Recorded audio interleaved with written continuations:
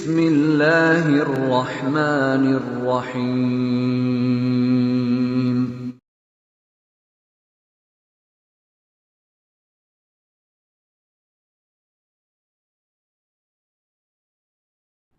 السلام عليكم ورحمة الله وبركاته.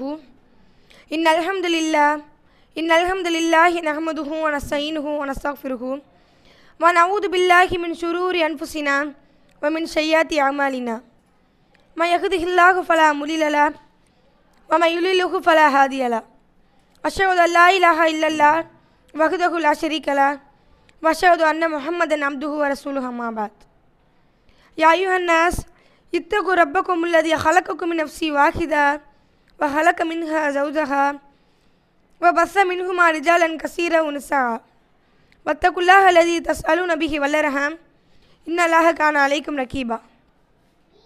விண்ணையும் மண்ணையும் படைத்து அதில் என்னையும் உங்களையும் படைத்த எனது ரப்புக்கே புகழ் அனைத்தும் என்று எனது இறைவனை போற்றி புகழ்ந்தவளாய் எனது உரையை ஆரம்பம் செய்கிறேன். எல்லாமல் அல்லாஹ்வின் நல்லடியார்களே, அல்லாஹ் இந்த உலகத்தை படைத்து இந்த உலகத்தில் எண்ணற்ற படைப்பினங்களை படைச்சிருக்கான்.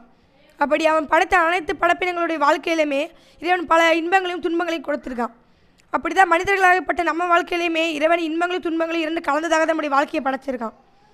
அப்படியேப்பட்ட அந்த வாழ்க்கையில் மனிதன் தெரிந்தோ தெரியாமலையோ அறிந்தோ அறியாமலோ தவறு செய்யக்கூடியவனாக தான் இருக்கிறான்.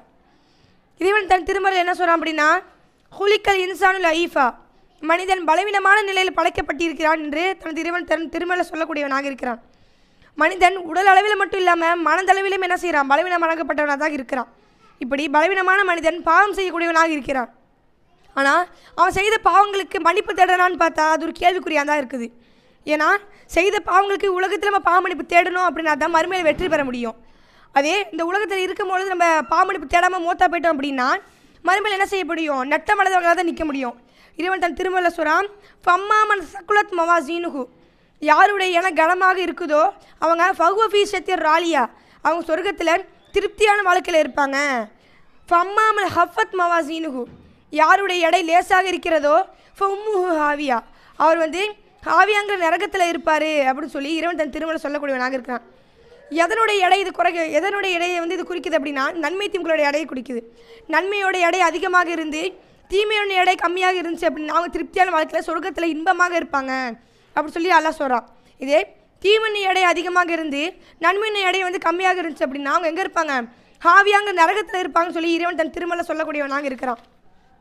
இன்னும் பார்த்தா அப்படின்னா இந்த வாழ்க்கையில் நம்ம தவறு செஞ்சுட்டோமே, தெரிந்தோ தெரியாமல் தவறு செஞ்சுட்டோம், இதனால் நம்ம மறுமை நம்முடைய நிலை என்னவாக இருக்கும், நரகத்துக்கு போயிடுவோம்னு அஞ்சு திருந்தக்கூடிய மக்களும் இருக்கிறாங்க. அப்படி திருந்தக்கூடிய மக்கள் என்ன செய்யணும், இறைவனுடைய அருளில் நம்பிக்கை இழந்து விடாமல் இருக்கணும். மரணிக்கிறதுக்கு முன்னாடியே பாவமன்னிப்பு தரக்கூடிய மக்களாக இருக்கணும். நம்ம தவறு செஞ்சுட்டோம், இவ்வளோ பேர் தவறு செஞ்சுட்டோம், இறைவன் மன்னிப்பானா, நம்மளாம் இறைவன் மன்னிப்பு கேட்க தகுதியானவங்களா அப்படி சொல்லிட்டு நம்ம என்ன செய்யக்கூடாது அப்படின்னா பார்க்கக்கூடாது.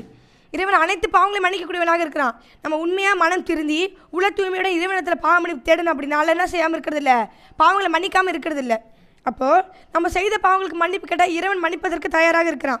ஏன்னா மனிதன் எல்லாம் எப்படி படைச்சிருக்கான், பாவம் புரியும் பண்புள்ளவனாக இறைவன் படைத்திருக்கிறான். அதனால தான் மனிதர்களிடத்தில் இறைவன் பாவமன்னிப்பை எதிர்பார்க்கக்கூடியவனாக இருக்கிறான். ரசூலுல்லாஹ் சொல்கிறாங்க, நீங்கள் பாவம் செய்யாதவர்களாக இருந்திருந்தீங்க அப்படின்னா உங்களை எல்லாம் அழிச்சிட்டு வேறொரு படைப்புகள், அதாவது வேறொரு மனிதர்களை பாவம் செய்யக்கூடியவர்களாக படைச்சிருப்பான இறைவன். இது நம்மளுக்கு என்ன தெரியுது, மனிதர்கள்ன்றவர்களாக தவறு செய்யக்கூடியவங்க தான் அப்படிங்கிறது ஹதீஸ் மூலமாக அறிஞ்சு கொள்ள முடியுது. இன்னும் இறைவன் நம்முடைய வாழ்க்கையில் நம்ம பாவமன்னிப்பு தேடுறதுக்கான வழியை ஏராளமாக ஏற்படுத்தி கொடுத்துருக்கான். அந்த வழியில் நம்ம என்ன செய்யணும், அந்த வழியை பயன்படுத்தி கொண்டு நன்மையை செய்து பாவமன்னிப்பு தேடக்கூடிய மக்களாக இருக்கணும். ரசூலுல்லாஹ் சொல்கிறாங்க, ஒரு நாளைக்கு நான் 100 முறை பாவமன்னிப்பு தேடுவேன்னு சொல்லி ரசூலுல்லாஹ் சொல்கிறாங்க. இப்படி முன்பின் பாவங்கள் மன்னிக்கப்பட்டு சொர்க்கத்துக்கு நற்செய்தி கூறப்பட்ட அல்லாஹ் தூதர் முகமது நபி ஸல்லல்லாஹு அலைஹி வஸல்லம் அவர்களே ஒரு நாளைக்கு 100 முறை பாவமன்னிப்பு தேடுறாங்களா, நம்மளாம் எவ்வளோ தூரம் நம்மளாம் சிந்திச்சு பார்க்கக்கூடியவர்களாக இருக்கணும். அப்படி பார்த்து நம்மள ஒவ்வொரு நேரமும் சஜிதாவிலே வீழ்ந்து கிடக்கக்கூடியவர்களாக இருக்கணும்.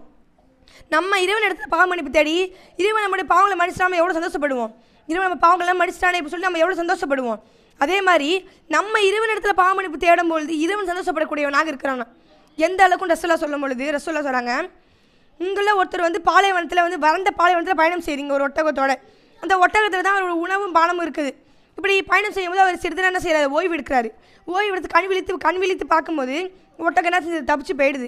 அவர் அங்கேயும் தேடி பார்க்குறாரு, சுற்றிலும் பாலைவனம், உதவி செய்யறதுக்கு ஆள் இல்லை. அங்கேயும் தேடி பார்க்குறாரு, ஒட்டகம் கிடைக்கல.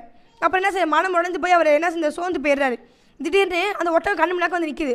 அவரோட உணவு, அவருடைய பானம் அதே ஒட்டகத்தில் இருக்குது. இந்த ஒட்டகம் கண்ணு முன்னாக்க நின்றதோட இந்த மனிதர் எவ்வளோ சந்தோஷப்படுவார். சந்தோஷப்பட்டு என்ன சொல்கிறார் அப்படின்னா, நீ என் அடிமை, நான் உன் இறைவன். எப்படி நீ என் இறைவன், நான் உன் அடிமைன்னு சொல்கிறதுக்கு பதிலாக நீ என் அடிமை, நான் உன் இறைவன் சொல்லி இறைவனை புகழக்கூடியவராக இருக்கிறாரு. அந்த சந்தோஷத்தில் இந்த மனிதரை விட தன்னுடைய அடியான் வந்து பாவமன்னிப்பு தேடும் பொழுது இறைவன் இந்த மனிதரை விட அதிகமாக சந்தோஷப்படக்கூடியவனாக இருக்கிறான்னு சொல்லி ரசூலுல்லாஹ் சொல்லக்கூடியவர்களாக இருக்கிறாங்க. இன்னும் இறைவன் தன்னுடைய அடியார்களிடத்தில் எந்த அளவுக்கு கருணை உடையவனாகவும் நேசமிக்கவனாக இருக்கிறான் அப்படின்னா, இறைவன் வானங்களையும் பூமியையும் படைக்கும் பொழுது 100% அன்பை படைக்கிறான்.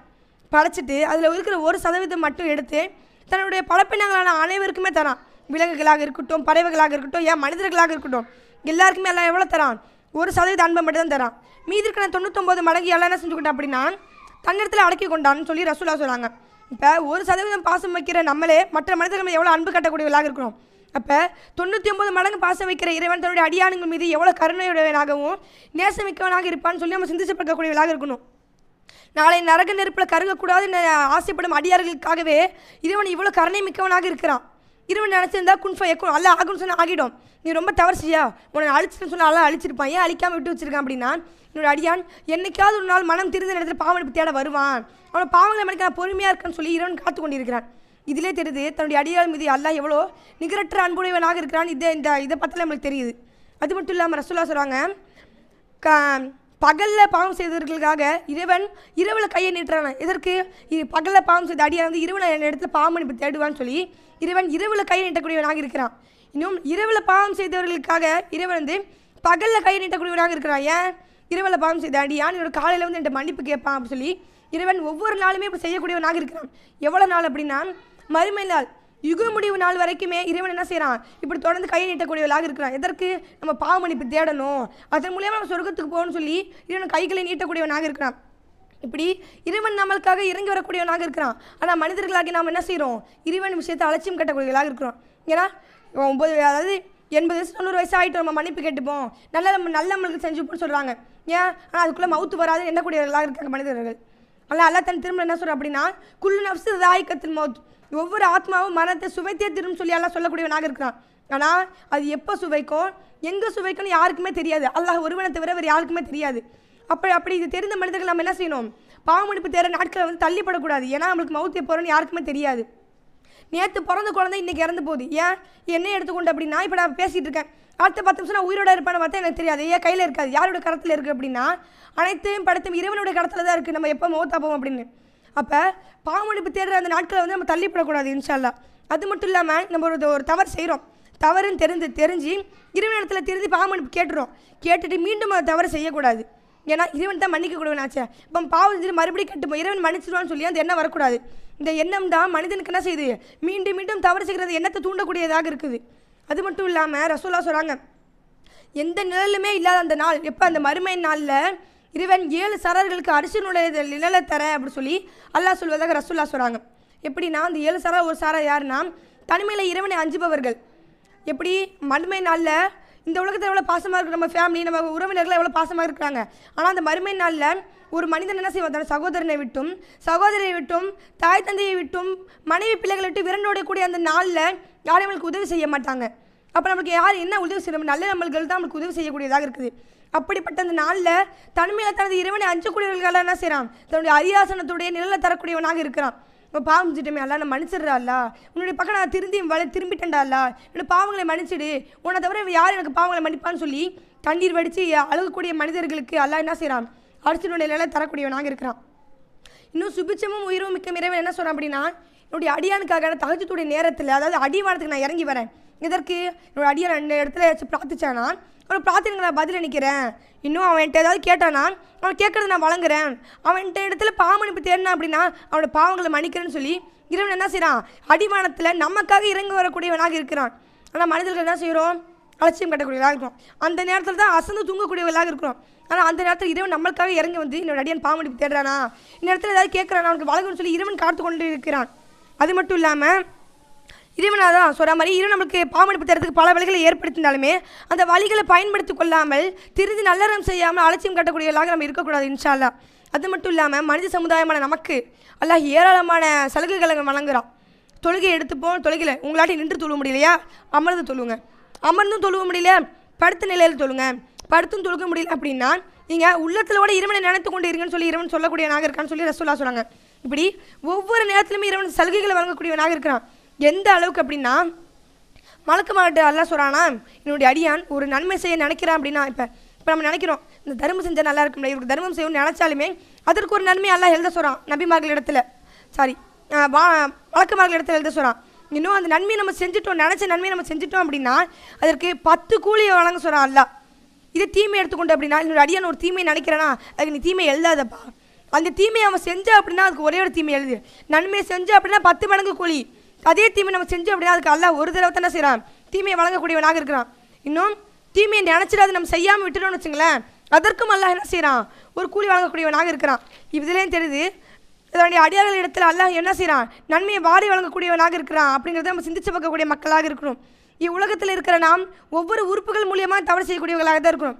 நாவுகளை எடுத்துப்போம், கைகளை எடுத்துப்போம், கண்களை எடுத்துப்போம், கால்களை எடுத்துப்போம். இப்படி ஒவ்வொரு உறுப்புகள் மூலியமாக தவறு செய்யக்கூடியவர்களாக இருப்போம். உதாரணத்துக்கு நாம் எடுத்துக்கொண்டு அப்படின்னா கேலி செய்கிறது, புறம் பேசுறது, அவதூறு சொல்கிறது, இன்னும் மற்றவங்க மனசை புண்படுற மாதிரி பேசுறது, இப்படி சொல்லிட்டு தீமைகளை செய்யக்கூடியவர்களாக தான் இருக்கிறோம். இதெல்லாம் எதன் அடிப்படையில் அவன் செய்கிறான், தன்னுடைய மன இச்சனை அடிப்படையில் செய்யக்கூடியவனாக இருக்கிறான். அது மட்டும் இல்லாமல் அவன் தன்னுடைய ஒரு மனிதன் தன்னுடைய மன இச்சனைப்படி செய்து கொண்டே இது மாதிரி தீமைகளை செஞ்சு கூட இருந்தான் அப்படின்னா அவனுடைய மறுமையில் அவனுடைய இருப்பிடம் எதுவாக இருக்கும்னு சொல்லி ரசூலுல்லாஹ் சொல்கிறாங்க. ஹுஜிபத்தின் நாருபு ஷஹவாத்தி, நரகம் வந்து மனவீச்சினால் மூடப்பட்டிருக்கிறது. ஹுஜிபத்தில் ஜன்னத்துபில் மக்காரிஹி, சொர்க்கம் வந்து சிரமத்தால் மூடப்பட்டிருக்குதுன்னு சொல்லி ரசூலுல்லாஹ் சொல்கிறாங்க.